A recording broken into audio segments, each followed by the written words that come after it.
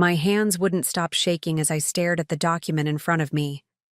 I'm Abigail Reynolds, Abby to pretty much everyone except my mother, who insists on using my full name whenever she wants something, and 3 months ago, I wrote a check for $80,000 to save my parents' home from foreclosure.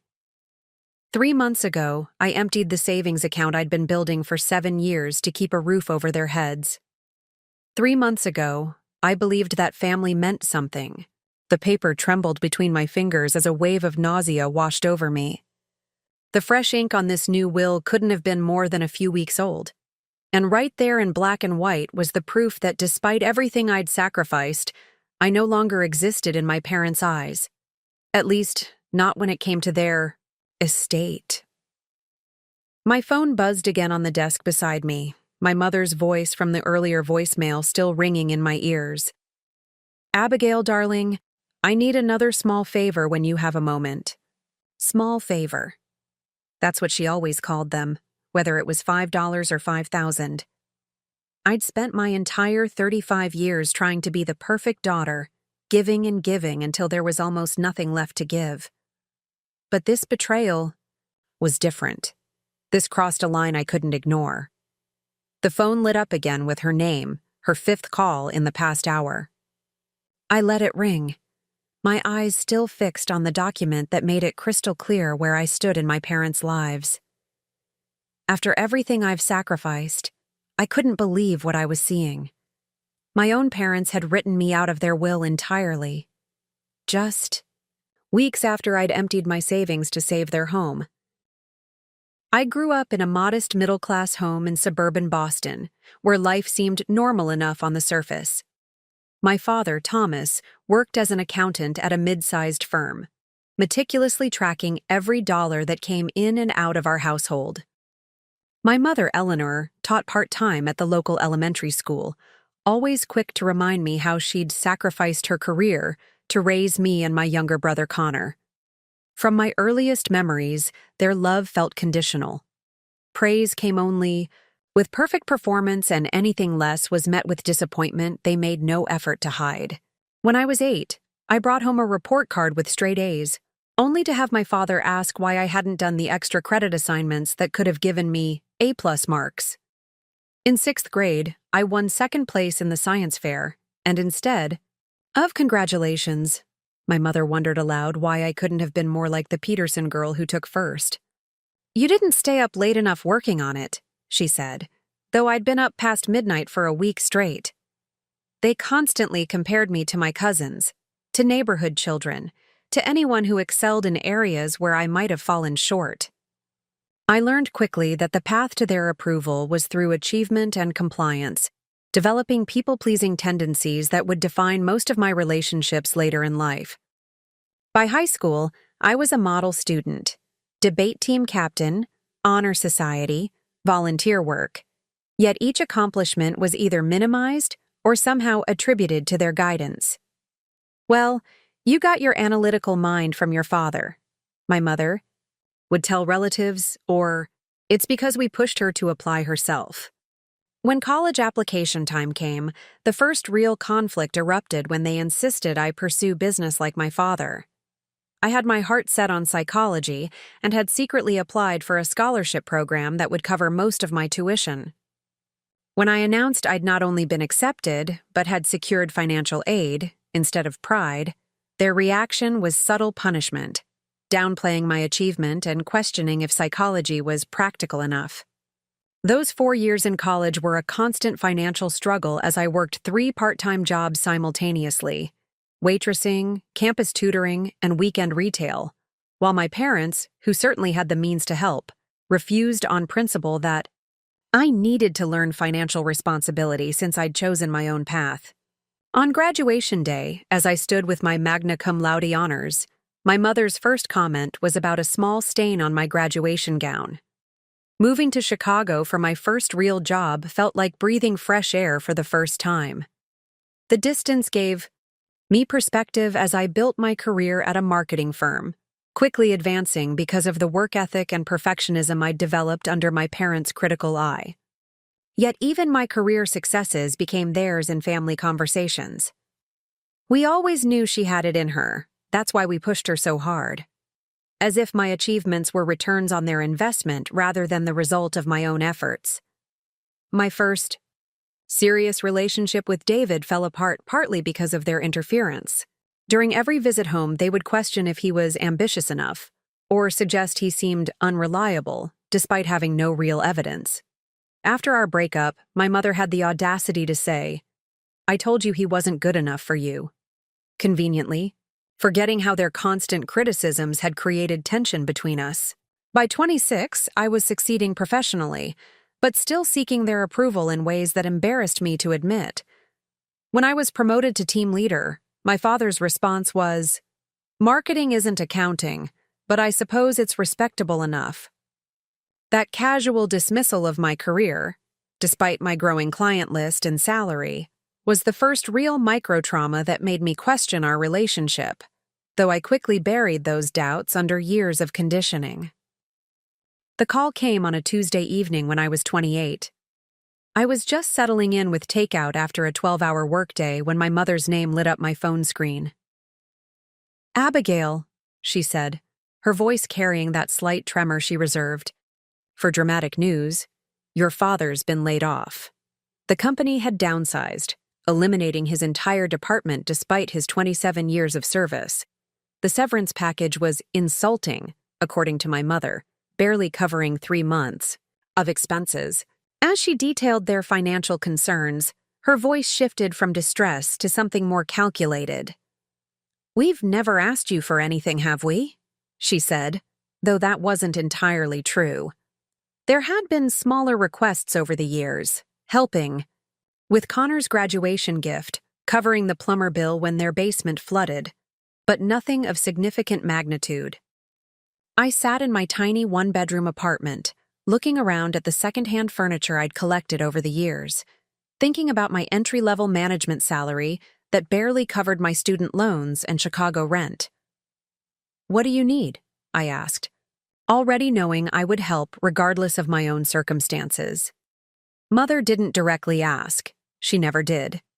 Instead, she sighed deeply and mentioned how they might have to take out a high-interest loan just to cover next month's mortgage.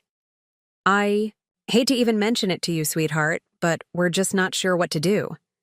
By the end of the call, I had offered to send $5,200, the entirety of my emergency fund I'd been building for the past 2 years. I transferred the money immediately, listening to their effusive gratitude and promises of repayment. As soon as Dad finds something new. My mother even suggested a timeline. "Probably within 2 or 3 months you'll have it all back with interest." That night, I reworked my budget, canceling the vacation I'd planned with my college friends and taking on additional freelance projects that would keep me working weekends for the next 6 months. My father found a new position within 8 weeks, slightly lower pay but stable. When I visited a month later, I noticed their brand new 65-inch television mounted on the living room wall. "Great deal," my father commented when he caught me staring at it. "Couldn't pass it up." I waited through dinner for some mention of the money I'd sent, but the subject never arose. Finally, as we washed dishes, I carefully mentioned, "So things must be getting back to normal financially now that Dad's working again?" My mother's face tightened almost imperceptibly before she launched into a detailed explanation of how expensive Cobra health insurance had been and how many bills had accumulated during my father's unemployment. "We're still playing catch-up," she said, patting my hand, "but we haven't forgotten what you did for us." That winter, I watched them give my nephew a gaming system that cost nearly $1,000, while my repayment remained unmentioned. I began to understand I would never see that money again, but I justified it to myself. They had raised me, put a roof over my head for 18 years, supported my education, though they hadn't, not really.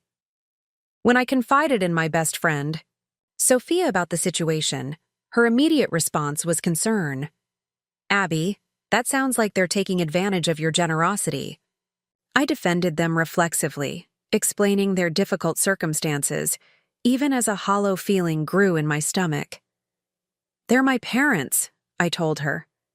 "They'd do the same for me." But even as I said it, I wasn't sure that was true. This marked the second micro-trauma, the realization that my financial help wasn't seen as a loan to be repaid, but as an obligation I owed them simply for being their daughter. By 30, I had advanced to a senior position at my firm, finally moving to a better apartment with actual closet space and a kitchen where more than one person could stand.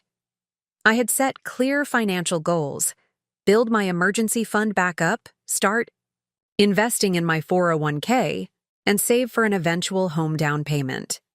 Then came the announcement that my parents were remodeling their kitchen. Nothing fancy, just updating the essentials, which somehow required granite countertops and custom cabinetry. 2 months later, my father's car broke down, requiring immediate replacement of the transmission, a $3,000 repair they couldn't manage because the kitchen renovation had gone over budget. "This is absolutely the last time we'll ask," my mother promised as I arranged another bank transfer. "Your father and I are so embarrassed to keep coming to you like this." That same year, when my brother Connor graduated from his master's program, my parents gifted him a brand new MacBook Pro. When I asked how they could afford such an expensive present after needing my help for car repairs, my mother simply said, "We've been saving for his graduation for a long time." As if that explained everything. Then came the credit card. Just as a backup for emergencies, my mother insisted, asking me to co-sign on a new account since their credit had been damaged during Dad's unemployment period. Against my better judgment, I agreed, with the strict understanding it would only be used in true emergencies. 3 months later, I discovered unauthorized purchases: designer clothing, a weekend at a lakeside resort, dining at expensive restaurants. When I confronted them, their response was a masterclass in manipulation. "After everything we've done for you, you're monitoring our spending like we're children?" my mother said, her voice quivering with practiced indignation. "We raised you, better than to be so selfish." At a family dinner shortly after, my father joked to extended family about how I was the family ATM with no withdrawal limits, eliciting laughter while I sat mortified at having my generosity simultaneously exploited and minimized. My resentment grew, battling constantly with the deep-seated sense of obligation they had cultivated in me since childhood. When Connor showed up in a new car clearly financed by our parents while I was still waiting for repayment of multiple loans, the contrast in how we were treated became impossible to ignore. It was around this time I met Michael, a software engineer whose family dynamic was so different from mine that he immediately questioned patterns I had long accepted as normal. "Why are you always the one giving and they're always taking?" he asked after hearing about yet another financial request. I defended my parents reflexively, but his questions planted seeds of doubt I couldn't easily dismiss. Then came my mother's health scare. Vague symptoms that required expensive tests not covered by insurance. I sent $2,500 for medical bills, only to discover months later through an accidental comment from Connor that the money had actually funded a family vacation to Florida, one I hadn't been invited to because we knew how busy you were with work. The pattern was undeniable. My financial success had become a resource they felt entitled to, even as they continued to provide emotional and material support to my brother. This third micro-trauma, the stark difference in how Connor received gifts while I gave loans, finally forced me to acknowledge the one-sided nature of my relationship with my parents, though I still struggled to set meaningful boundaries. The call that would ultimately change everything came at 11:43 p.m. on a Thursday. I was already in bed when my mother's panicked voice cut through the darkness. "We're losing the house, Abigail. The bank is foreclosing." Through tears and fragmented explanations, a truth emerged that shocked me to my core. My father, the meticulous accountant who had lectured me about financial responsibility my entire life, had a gambling problem he'd hidden for years. What started as occasional casino visits had evolved into online poker and sports betting, creating a mountain of debt totaling over $165,000. They had been making minimum payments and juggling credit cards until they couldn't anymore. The bank had sent a final notice. They had 60 days before foreclosure proceedings would begin in earnest. As my mother described the situation, specific memories of that house flooded my mind. The height marks penciled on the kitchen doorframe tracking my growth, the backyard maple tree where I'd built my reading fort, the bay window where I'd opened my college acceptance letter. This wasn't just a house. It contained the physical evidence of my entire childhood. Over the next week, I researched their options, consulting with housing counselors and looking into loan modification programs, but their situation was too dire for simple solutions. I arranged a meeting with my parents and their bank representative to understand exactly what was needed to stop the foreclosure.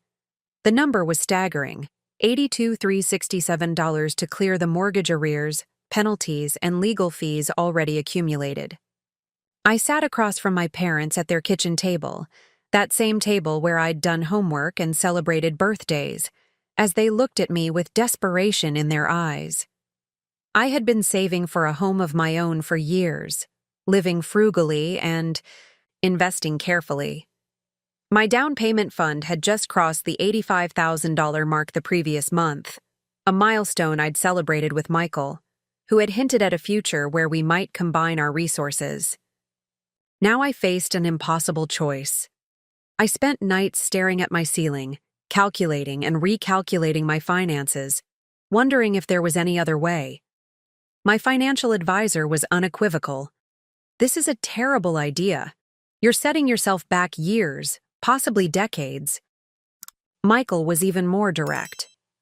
They created the situation, Abby. They hid a gambling addiction, and now they expect you to sacrifice your future to save them from the consequences. Our argument that night was our first serious fight. His logical perspective clashing with my emotional inability to imagine my parents losing their home. In the end, I made the decision I suspect my parents always knew I would make. I agreed to provide the money under specific conditions: a formal signed document acknowledging the loan, a repayment schedule once their situation stabilized, and complete transparency about their finances going forward. Of course, anything you want, my father agreed readily. This is a loan, not a gift. We'll pay back every penny. My mother added tearfully, everything we have will be yours and Connor's equally. The house, the investments, everything. This is just a temporary situation until we get back on our feet. With those assurances and a reluctantly signed agreement, I wrote the check that emptied my future and handed it to the bank representative. I still remember the weight of the pen, the slight tremble in my signature, and the sinking feeling that, despite the document in my purse, I might have just made a catastrophic mistake.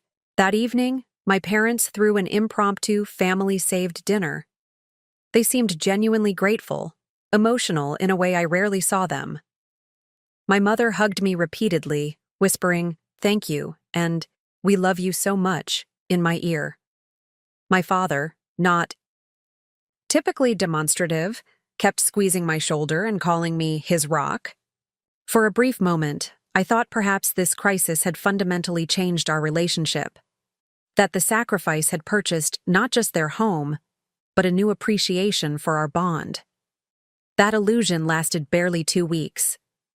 When I called to check on them and casually mentioned setting up the automatic transfers we'd discussed for the repayment plan, my father became vague and redirected the conversation. Subsequent calls went to voicemail. Texts received brief, non-committal responses. When I finally did reach them, they spoke as if our agreement was a distant, flexible suggestion rather than the firm condition upon which I'd given them my entire financial future. This fourth microtrauma, their immediate return to taking my sacrifice for granted, should have prepared me for what was coming. But nothing could have prepared me for what I would discover just months later. 6 months after saving my parents' home, I stopped by their house to help them organize documents for tax season. They had stepped out to run errands, assuring me they'd return in an hour. "Everything's in my office," my father said. "The tax folders are in the desk drawer."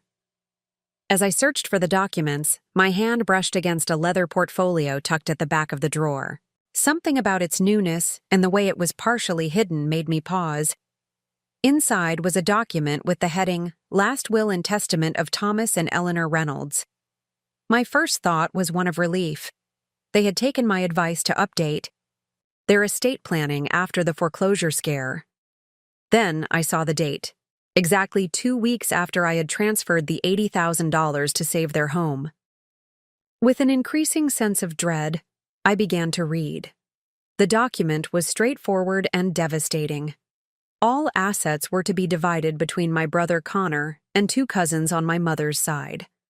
My name appeared only once, in a paragraph that explicitly stated I was being intentionally excluded from any inheritance. The room seemed to tilt as a wave of dizziness washed over me. My heart raced so fast I could feel it pulsing in my fingertips.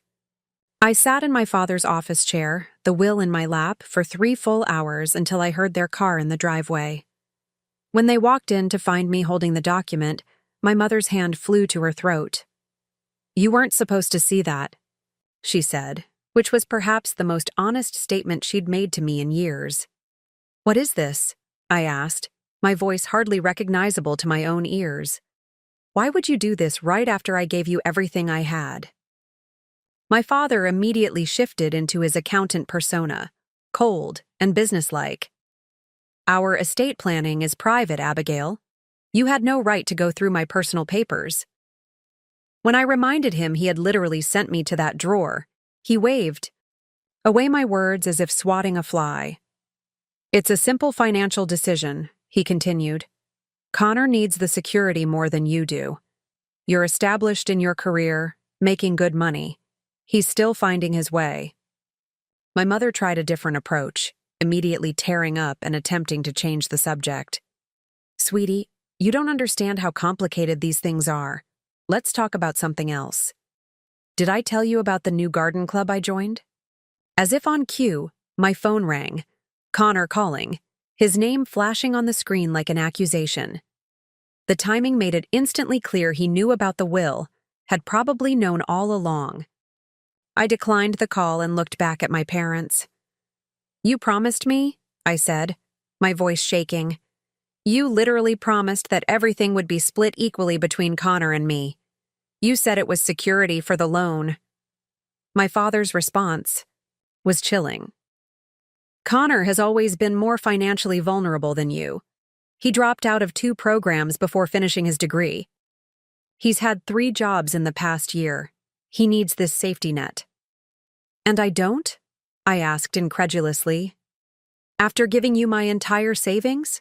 After co-signing your credit cards? After all the other loans that were never repaid?" My mother's face hardened suddenly, dropping the tearful confusion act. "Consider the $80,000 repayment for raising you," she said. "Do you have any idea how much it costs to raise a child? The sacrifices we made? The opportunities we gave up?" I pulled the loan document from my bag, the agreement they had signed. Just 6 months earlier. "You specifically promised this was a loan, not a gift. You promised repayment. You promised equal inheritance as security." My father barely glanced at the paper. "We don't recall making those specific statements about inheritance. That document only covers the loan terms, not our estate planning." For the first time in my life, I truly lost my composure with my parents. Years of compliance and people-pleasing gave way to raw, unfiltered hurt and rage. I shouted. I cried. I listed every sacrifice I'd made while they'd consistently chosen Connor's needs and wants over mine. Rather than showing empathy for my pain, they seemed irritated by my display of emotion. "You're being dramatic," my mother said, checking her watch. "Life isn't fair, Abigail. We thought you understood that by now." The final exchange before I walked out their door haunts me still. "I gave you everything," I said, my voice breaking. Everything I had saved for my future. My father looked me directly in the eyes and said, "And we gave you life. I'd say that makes us more than even."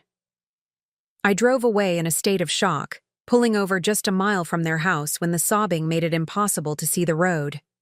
I called Michael, barely able to form coherent sentences as I tried to explain what had happened. He drove 40 minutes to find me still sitting in my parked car, then followed me home and stayed through the night as the full weight of the betrayal washed over me in waves. This wasn't just about money. It was the confirmation of what I had suspected but never wanted to admit. In my parents' eyes, I was valuable only for what I could provide them. Once my usefulness was depleted, once I had given everything I had to give, I was disposable.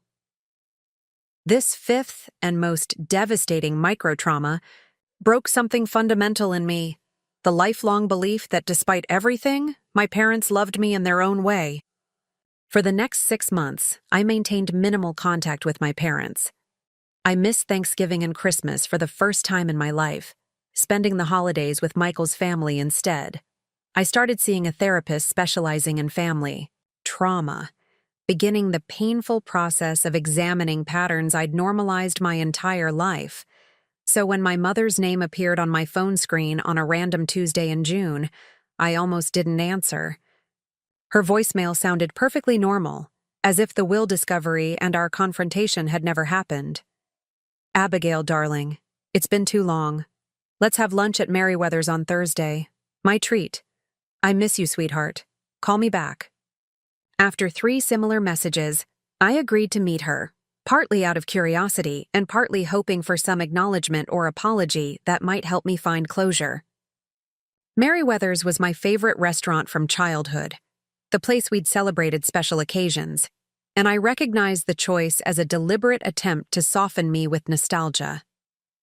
My mother was already seated when I arrived, looking exactly as she always had, perfectly coordinated outfit, not a hair out of place. She stood to embrace me as if the past 6 months of estrangement had been a minor scheduling conflict, rather than a devastating betrayal. "You look thin," she observed, her standard greeting. "Are you eating properly?" The first 30 minutes unfolded with practiced normalcy. She updated me on neighborhood gossip, asked superficial questions about my work, and mentioned recent renovations to their master bathroom. Not once did she reference our last encounter or my absence from family gatherings. As our entrees arrived, she casually steered the conversation toward family matters. "Connor has been doing so well lately," she mentioned, cutting her salmon into precise bites. "He's finally found his passion." I made a non-committal noise, waiting for whatever was coming next. Connor's passions had historically been short-lived and expensive. "He's starting his own business," she continued, dabbing her lips with her napkin. "A tech startup with incredible potential. His business partner has experience in the field, and they've already got interest from several investors." As she detailed Connor's venture, I recognized the familiar rhythm of her approach.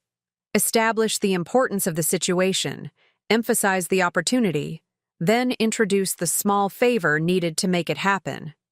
They need seed money to secure. "Their first client?" she finally said, reaching across the table to touch my hand. "Just $35,000 to get everything up and running. Your father and I would provide it ourselves, but after the mortgage situation last year," she let the sentence hang, as if I needed reminding of the financial crisis I had personally resolved. I sat in stunned silence, trying to process the audacity of the request. After writing me out of their will, after breaking every promise about repaying the $80,000 I had given them, she was asking for more money. "Family helps family," she added when I didn't immediately respond. "Connor would do the same for you if the situations were reversed." That pushed me over the edge. "Would he?" I asked quietly. "Would he empty his savings for me the way I did? For you and Dad? Would he give up his future to secure mine?"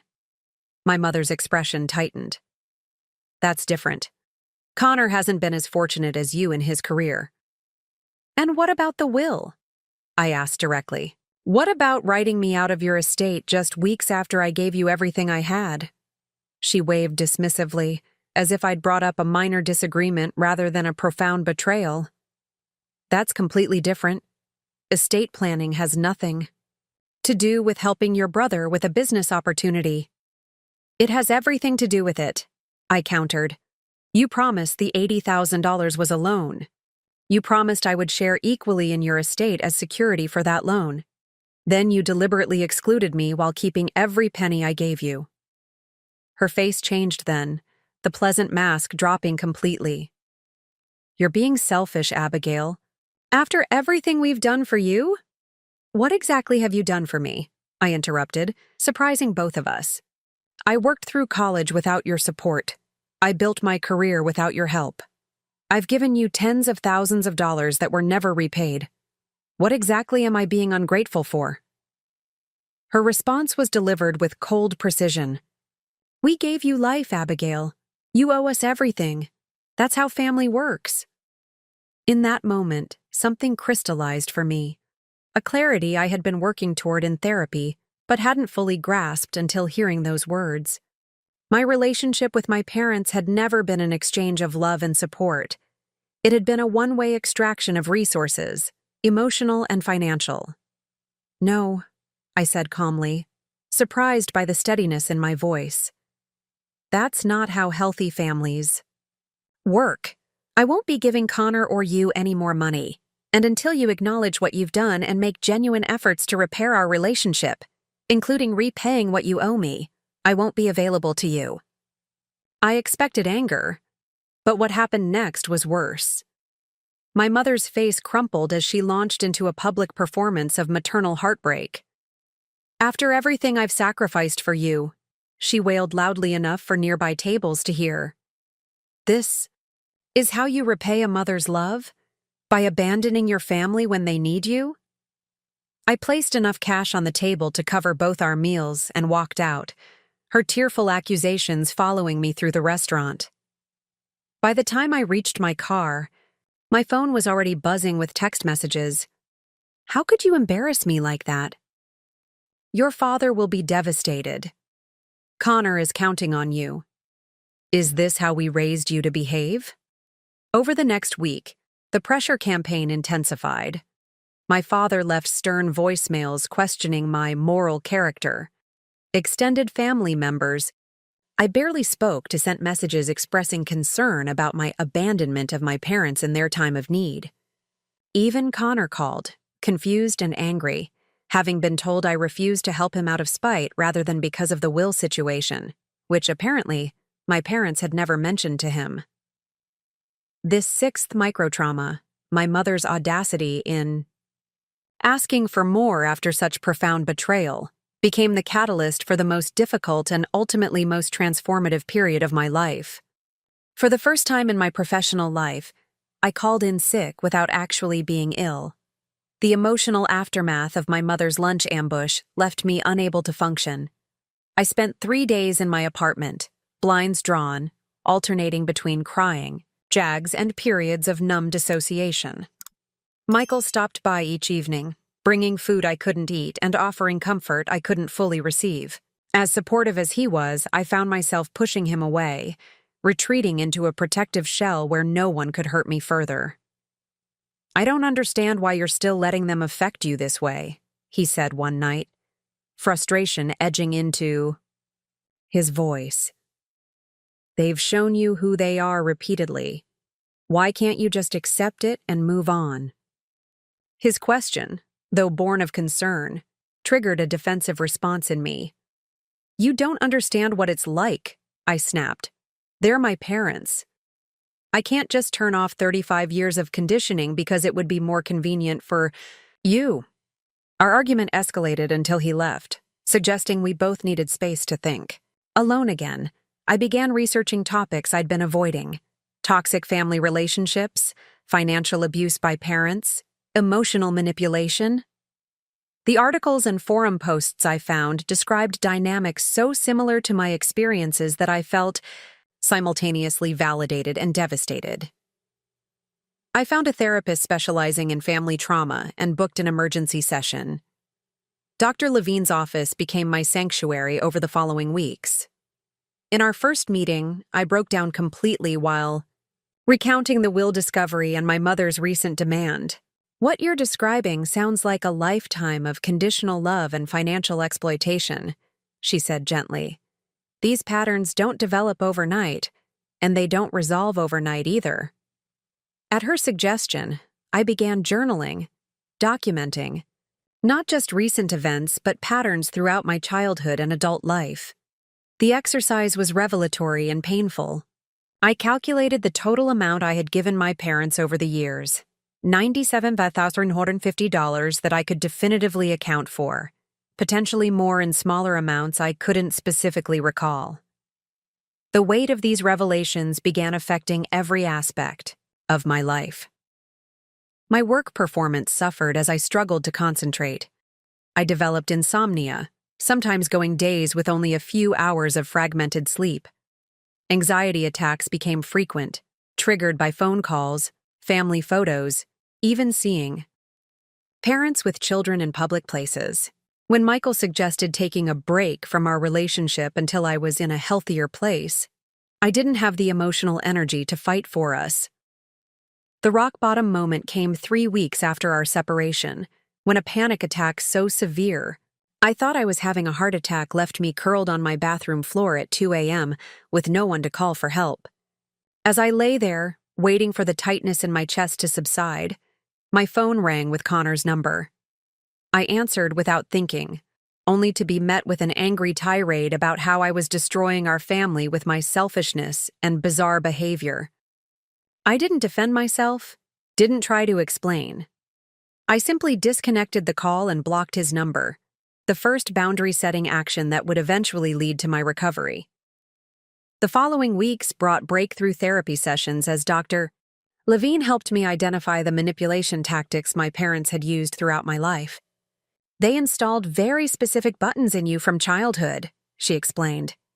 Guilt, obligation, fear of abandonment, and they know exactly how to push those buttons when they want something from you.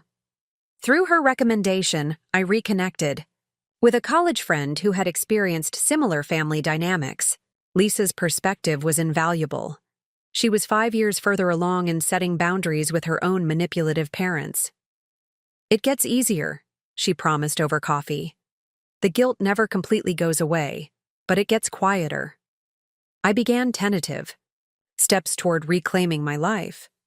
I temporarily blocked my parents' numbers to give myself space to think without their constant pressure.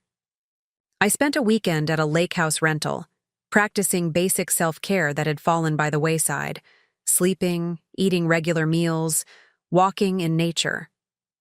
The morning of the second day, as I watched the sunrise over the water, I experienced a moment of clarity that felt almost physical in its intensity. I had spent my entire life trying to earn love that should have been freely given. I had believed that if I just gave enough, sacrificed enough, achieved enough, my parents would finally see me as worthy. But their capacity to take was limitless, and no sacrifice would ever be sufficient. That evening, I called Michael. Our conversation was honest in a way we had never managed before. I explained my family history not as excuses but as context for my patterns and reactions. I'm learning to set boundaries, I told him.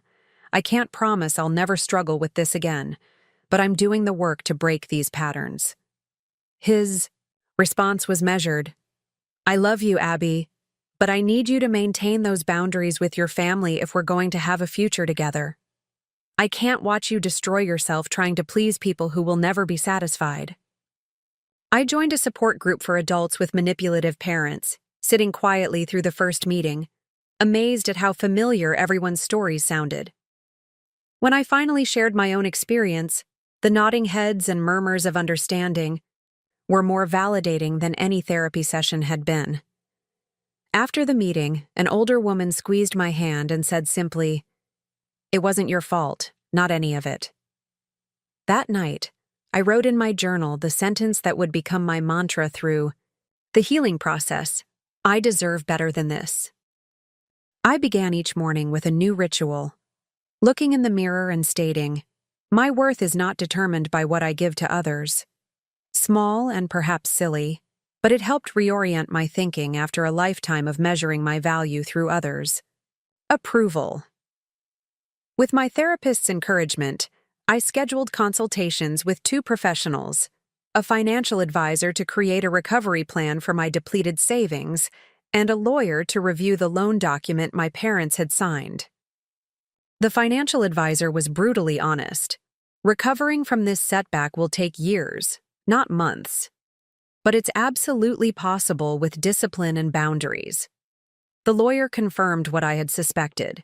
The document was legally binding, but enforcement would be costly and emotionally draining. Before jumping into litigation, she advised, consider a formal demand letter outlining repayment terms. Sometimes clear boundaries with consequences are enough to prompt action. I spent days deliberating my options. I could pursue legal action, potentially winning a judgment, but destroying any possibility of reconciliation. I could write off the money entirely as a painful lesson and cut all contact. Or I could attempt a middle path, formal boundaries with clear expectations for how a relationship might be rebuilt. After careful consideration, I drafted a detailed email to my parents with 3 key components: a formal request for repayment according to the terms of our agreement, a complete accounting of all financial assistance I had provided over the years with documentation and clear conditions for any future relationship. I am open to rebuilding our relationship, I wrote in conclusion, but only on the foundation of mutual respect and accountability. This requires acknowledgement of the patterns that have damaged our bond and concrete steps toward change, beginning with honoring your financial obligations to me. Their response was immediate and predictable, a barrage of calls I didn't answer, emotional voicemails and texts alternating between guilt-inducing pleas and thinly veiled threats. I maintained my boundary. I am willing to discuss this further, but only in writing until we establish a pattern of respectful communication. My father's reply revealed how accustomed they were to controlling me through emotional manipulation. If you continue this disrespectful behavior, refusing to even speak to your own parents, you'll damage your reputation in the family permanently. Is that what you want? I responded simply, what I want is for the agreement we made to be honored. This isn't about respect or disrespect. It's about accountability. Meanwhile, Connor reached out, his tone markedly different from our last interaction. I'm confused about what's happening, he admitted. Mom and Dad are saying one thing, but it doesn't match what you told me before. Can we talk? We met at a neutral coffee shop where I showed him the loan document, the will, and the timeline of events. His shock seemed genuine. They told me, you were having some kind of breakdown, he said, staring at the papers. They said you were making unreasonable demands because you're jealous of my startup opportunity. For the first time, I saw my brother as another victim of my parents' manipulations, albeit one who had benefited from them at my expense. I'm not asking for anything that wasn't promised to me, I explained. And I'm not trying to hurt you. Or them. I'm just finally standing up for myself. As I maintained my position, my parents' tactics evolved. When anger and guilt failed, they moved to rallying the extended family against me. Aunts, uncles, and cousins reached out, concerned about the terrible misunderstanding, and urging me to forgive and forget for the sake of family harmony. To each, I responded with calm, factual explanations, neither defending nor attacking, simply stating the reality of what had occurred. Some were sympathetic once they heard my side. Others chose to believe my parents' version regardless. I found, somewhat surprisingly, that their opinions mattered less to me than they once would have. The wave of family pressure eventually subsided, as it became clear I would not be easily moved from my position. My parents' approach shifted again, from anger to bargaining. My father sent an email proposing a modified repayment plan with significantly reduced monthly amounts and a request to put this unpleasantness behind us. I declined, reiterating the original terms we had agreed upon. I focused my energy on rebuilding my savings, my career, and my relationship with Michael. which had gradually strengthened through honest conversations about boundaries and support. After 2 months of back-and-forth negotiations conducted entirely in writing, I received a certified letter from my parents agreeing to a repayment plan, with a significant condition. We expect this agreement will result in the immediate resumption of normal family relations, including regular visits and holiday gatherings. I responded with a counteroffer. I appreciate your willingness to address the financial aspect of our situation.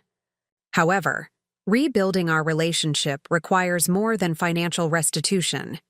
It requires acknowledgement of the patterns that led us here and a commitment to healthier interactions going forward. I propose beginning with limited contact on neutral terms while we establish new patterns of respect and boundaries. Their reluctant agreement came 3 weeks later, along with the first repayment check, a small amount, but symbolic in its significance. That evening, Michael and I had dinner with Sophia and her husband, my first genuine celebration in over a year. To boundaries, Sophia toasted, raising her glass, and to finally enforcing them. As we discussed the future, I realized I needed to decide what level of contact I was willing to maintain with my parents going forward. Complete estrangement wasn't my goal, but neither was returning to the unhealthy dynamic that had defined our relationship for decades. The money isn't really the point anymore, I told Michael as we walked home. It's about establishing that I have value beyond what I can give them, that I deserve basic respect and consideration. His hand tightened around mine. That's something worth fighting for. 1 year after discovering my parents' betrayal, Michael and I moved into our first home together, a modest townhouse with a garden terrace and space for a home office. Though significantly smaller than what I might have purchased had my savings remained intact, it represented an important milestone in my recovery. My financial advisor had helped create a disciplined plan that had already rebuilt my emergency fund, and while my down payment savings were still relatively small, combined with Michael's contribution, we had enough for a place that felt like ours. My career had found new momentum after I channeled my energy into a major client project that ultimately led to a promotion. More importantly, I had established a relationship with my parents based on clear boundaries rather than obligation. The repayment checks arrived monthly, sometimes with brief notes about family news, sometimes with nothing at all. We spoke on the phone occasionally, short, polite conversations that rarely delved below surface topics. I declined most invitations to family gatherings, choosing instead to build new traditions with Michael, Sophia, and friends who had supported me through the darkest period. Connor and I developed a separate relationship, meeting for coffee every few weeks without our parents' involvement. He had begun to recognize some of the same manipulation tactics in his own interactions with them, though his position as the favored child had shielded him from the worst exploitation. "They've always treated us differently," he acknowledged, during one of our meetings. I never really understood why until now. Through consistent enforcement of boundaries, I noticed subtle changes in my parents' behavior. The emotional manipulations became less frequent when they proved ineffective. The guilt trips shortened when I refused to engage with them. My father's tone in his emails gradually shifted from demanding to something approaching respectful. My therapist reminded me regularly, they're responding to consequences, not necessarily changing their core beliefs. Your expectations need to remain realistic. On the day I received the final loan repayment, almost exactly 2 years after, writing the check that had started this journey, I felt an unexpected emptiness rather than triumph. The financial closure highlighted the emotional work still left undone. That evening, I received an unusual email from my mother, the first time she had written separately from my father. "I've been attending a support group," she wrote, "for parents estranged from their adult children. I'm trying to understand where things went wrong between us. I'm not saying I agree with everything you've claimed, but I'm willing to listen if you still want to talk about it." Her message wasn't an apology, wasn't a complete acknowledgement, but it was the first crack in the wall of denial she had maintained for 2 years. As Michael and I planned our wedding, we faced the difficult decision of whether to invite my parents and under what conditions. After much discussion with my therapist, I sent them a carefully worded invitation with clear parameters. They were welcome to attend as guests, but would have no special roles in the ceremony, would not be seated at the head table, and any disruptive behavior would result in being asked to leave. To my surprise, they accepted these terms without argument, another small indication of shifting dynamics. The night before our wedding, I reflected on how differently I viewed myself compared to just a few years earlier. The people-pleasing, daughter desperate for approval had been replaced by a woman who understood her own worth, wasn't determined by others' assessments. The constant anxiety about disappointing my parents had given way to a calm certainty that I could survive their disappointment, had already survived it, and emerged stronger. At the support group where I now served as a peer mentor for newcomers, I often shared what I considered the most valuable insight from my journey. Family relationships should have conditions. Not conditions on love, but conditions on behavior and treatment. Unconditional tolerance of mistreatment isn't love. It's self-destruction. I no longer viewed my parents through the idealized lens of childhood, nor the demonized perspective of early betrayal. They were simply flawed humans who had caused real harm through their actions, whether intentionally or through their own unexamined patterns. I could acknowledge that harm without letting it define me or our relationship moving forward. Michael and I decided that when we eventually had children, my parents would be allowed only the level of involvement they earned through consistent, respectful behavior. Our children will never be used as pawns or ATMs, I told him, as we discussed. Our future family. They'll know they're valued for who they are, not what they can provide. The most profound transformation wasn't in my relationship with my parents, but in my relationship with myself. I no longer measured my worth by how much I could give, sacrifice, or endure. I understood that genuine love, whether from family, partners, or friends, doesn't constantly demand proof of devotion through sacrifice. The day I stopped trying to buy my parents' love was the day I truly began to love myself. Have you ever had to make a painful decision to protect yourself from the people who should have protected you? What boundaries have you set with family members who consistently take more than they give? I'd love to hear your experiences in the comments below. If my story resonated with you, please consider subscribing to hear more journeys of healing and self-discovery. Remember, you're not alone in these struggles, and your worth isn't determined by how much you give to those who won't value your sacrifices. Thank you for joining me on this journey, and I wish you strength in your own path toward healthy relationships and self-respect.